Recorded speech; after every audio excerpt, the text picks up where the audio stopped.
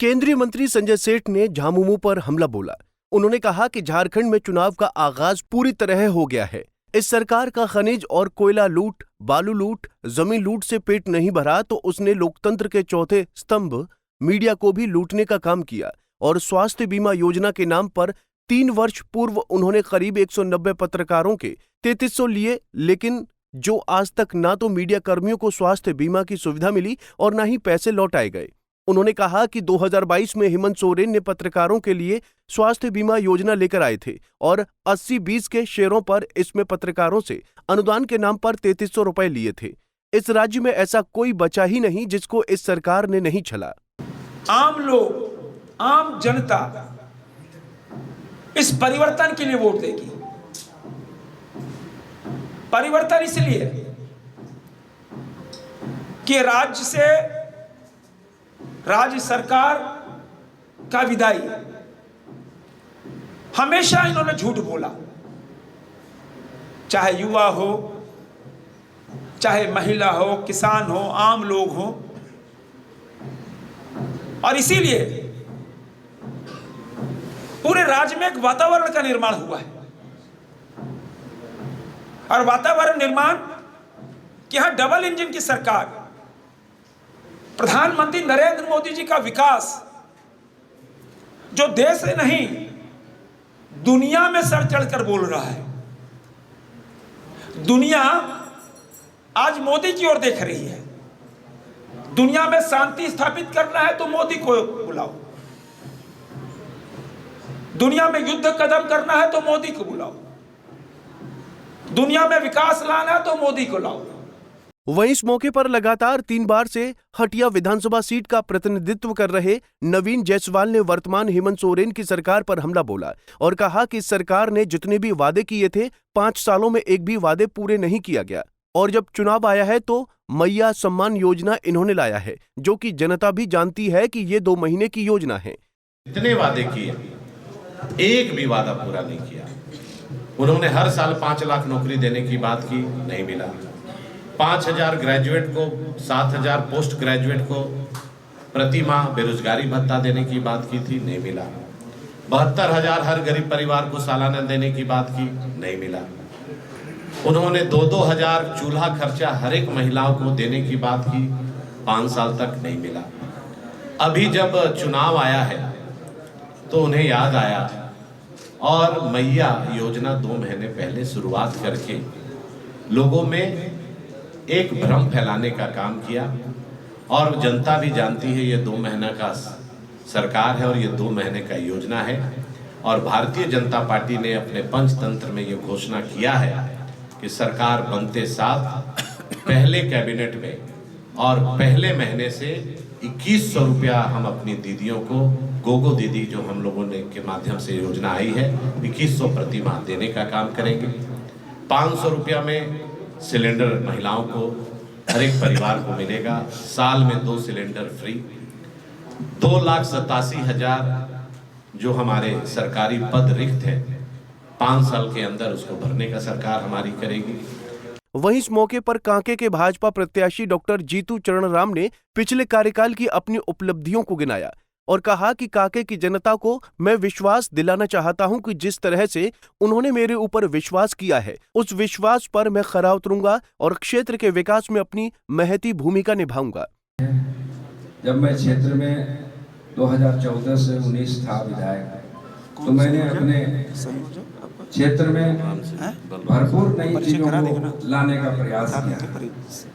जिस प्रकार से एग्रीकल्चर के क्षेत्र में इंजीनियरिंग नहीं होता, लेकिन इंजीनियरिंग कॉलेज को हमने लाने का प्रयास किया। वेटनरी एनिमल हस्बेंड्री में वेटनरी कॉलेज बनता, उसको भी खुलवाने का काम किया। सॉइल साइंसेस के क्षेत्र में all India institute of soil science लाने का काम किया। हेल्थ के क्षेत्र में जब एम्स नहीं आया यहाँ तो निराश हो रहे थे हमारे क्षेत्र के लोग। उसके लिए कैंसर रिसर्च सेंटर ला करके सुकुरुटू वहाँ रिंग पास के पास वो काम करने की कोशिश किया। उसी तरह से क्षेत्र की जनता के बीच में कई एक ऐसे बीमारी होती है जिसको लोग नहीं जानते हैं और वैसी स्थिति में उनका ध्यान होता है, जैसे डायबिटीज है, शुगर है, हार्ट का है, उसको एनसीडी नॉन कम्युनिकेबल डिजीज को सर्वप्रथम माननीय मुख्यमंत्री रघुवर दास जी के द्वारा लॉन्च कराया गया था।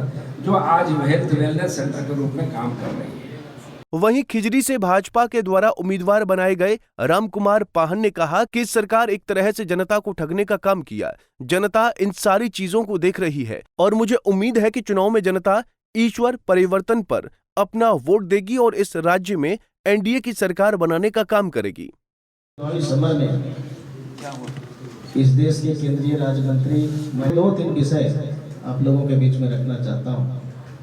खिजरी विधानसभा क्षेत्र के अंतर्गत जब एनडीए की सरकार थी, उस समय जिस गांव में बिजली नहीं पहुंचा था, क्षेत्र में महाविद्यालय बनवाए, ITI कॉलेज बनवाए, बहुत सा कनेक्टिविटी रोड जहां लोगों को जाने की सुविधा नहीं थी, वहां तक हम लोगों ने पहुंचाया।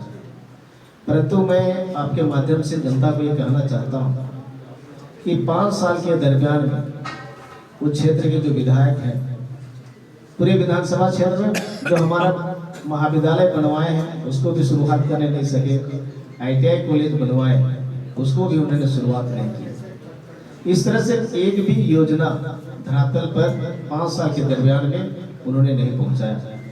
बड़ी खुशी होता है जानकर, बड़ा हंसी भी लगता है कि अभी 1 सप्ताह के पहले, जब आचार संहिता लगने से 1 सप्ताह पहले, जो विधायक 5 साल में 50 स्थानों पर शिलापट नहीं लगाया था, तो 1 सप्ताह में कम से कम 150 शिलापट लगा के वोट लेने का, ठगने का एक तरह से संगत रचना है। तो इस तरह से जो राजनीति का चाल और चरित्र है, उसको निश्चित रूप से जनता देख रही है। वहीं रांची विधानसभा सीट से लगातार 7वीं बार भाजपा के उम्मीदवार बनाए गए सीपी सिंह ने कहा कि क्षेत्र में जैसा माहौल है उसके अनुसार भारतीय जनता पार्टी अपने सहयोगियों के साथ भारी बहुमत से चुनाव जीतने का काम करेगी। ये दिक्कत यहाँ होती है कि पिछली बार का मार्जिन तो आप देखते हैं, 2014 का तो मार्जिन नहीं देखते, 2009 का मार्जिन नहीं देखते हैं, 2005 का मार्जिन नहीं देखते हैं, 2000 का मार्जिन नहीं देखते हैं। और जब मैं पहली बार चुनाव लड़ा था तब मैं 7,500 वोट से जीता था। और कब जीता था? 10.5 राउंड के बाद। अब समीकरण क्या होता है, कब होगा, कोई कह नहीं सकता है। इसलिए मैं इतना ही कहूँगा कि चुनाव जीतने में बहुत प्रकार के फैक्टर्स काम करते हैं। महुआ मांझी हो या खुद हेमंत सोरेन जी आ जाएं, रांची विधानसभा क्षेत्र की जनता पुनः 7वीं बार सीपी सिंह को विधायक बनाने का काम करेगी और सारे लोग कमल फूल बटन दबाने का काम करेंगे। बता दें कि इस प्रेस कॉन्फ्रेंस में हटिया के बीजेपी प्रत्याशी नवीन जायसवाल, रांची के बीजेपी प्रत्याशी सीपी सिंह, कांके के प्रत्याशी डॉक्टर जीतू चरण राम, खिजरी के भाजपा प्रत्याशी रामकुमार पाहन भी शामिल थे। पंजाब केसरी टीवी के लिए रांची से आशुतोष सिन्हा की रिपोर्ट। हमसे जुड़े रहने के लिए हमारे YouTube चैनल को सब्सक्राइब करें और नई वीडियो की नोटिफिकेशन के लिए बेल आइकॉन को दबाएं। अगर आप ये वीडियो Facebook पर देख रहे हैं तो लाइक जरूर करें और ज्यादा से ज्यादा शेयर करें। धन्यवाद।